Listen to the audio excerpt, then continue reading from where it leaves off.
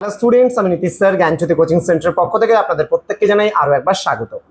তো আজকে আমি যে বিষয়টি নিয়ে আলোচনা করব সেটা হচ্ছে এনইপি 4 ইয়ার আন্ডার গ্র্যাজুয়েট প্রোগ্রামের অধীনস্থ যে সমস্ত ছাত্রছাত্রীরা আগামীকাল থেকে পরীক্ষা দিচ্ছে 6 সেমিস্টারের, তাদের জন্য লাস্ট মিনিট সাজেশন 2026-এর 6 নম্বরের গুরুত্বপূর্ণ প্রশ্নগুলো মেজর পেপার 13-এর political science.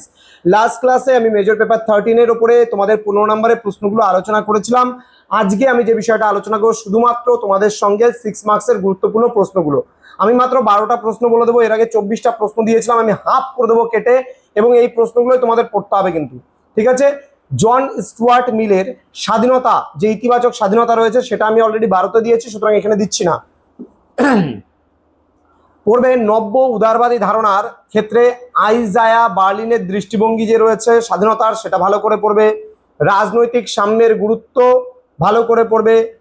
Idea of concept, যেটা সম্মতি ধারণা গণতান্ত্রিক শাসনের ক্ষেত্রে, সেটা ভালো করে পড়বে।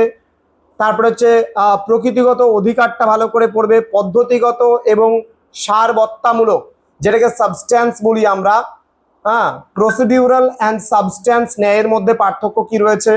স্বাধীনতার মার্ক্সবাদী ধারণা পড়বে। রবার্ট তোমার হচ্ছে নজিকের ব্যাখ্যায়িত ন্যায়ের ধারণাটি পড়বে ভালো করে। ল্যাস্কির সাম্য, যে কোনো একটা সাম্য আসবেই, ঠিক আছে?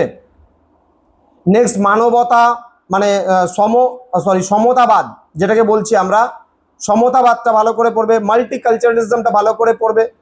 এই কয়েকটা প্রশ্ন কিন্তু ভালো করে তোমাদের পড়তে হবে, ঠিক আছে? এছাড়া বহুত্ববাদী মডেলটা তোমরা দেখতে পারো।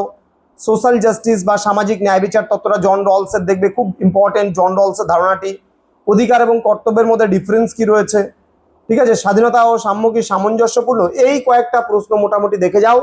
আর হচ্ছে রলসের, যেটা আমি বললাম, জন রলসের সোশ্যাল জাস্টিস থিওরি অথবা রলসের যে ডিস্ট্রিবিউটিভ জাস্টিস রয়েছে, এই প্রশ্নগুলো কিন্তু ভীষণ গুরুত্বপূর্ণ, ঠিক আছে? এই যে প্রশ্নগুলো তোমাদেরকে বলা হলো, সেই প্রশ্নগুলো ভালো করে পড়বে। যারা ফার্স্ট টাইম ভিডিওটি দেখছো তারা অবশ্যই চ্যানেলটিকে সাবস্ক্রাইব করে পাশে থাকা বেল আইকন অল প্রেস করে দেবে, যাতে নেক্সট টাইম থেকে কোনো ভিডিও আপলোড করলে তার নোটিফিকেশনগুলো তুমি সবার আগে পেতে পারো। দেখা হবে খুব তাড়াতাড়ি আরো একটা নতুন ক্লাস নিয়ে তোমাদের সঙ্গে। তোমরা প্রত্যেকেই ভালো থেকো, সুস্থ থেকো। Thank you so much, thanks for watching after all, thank you.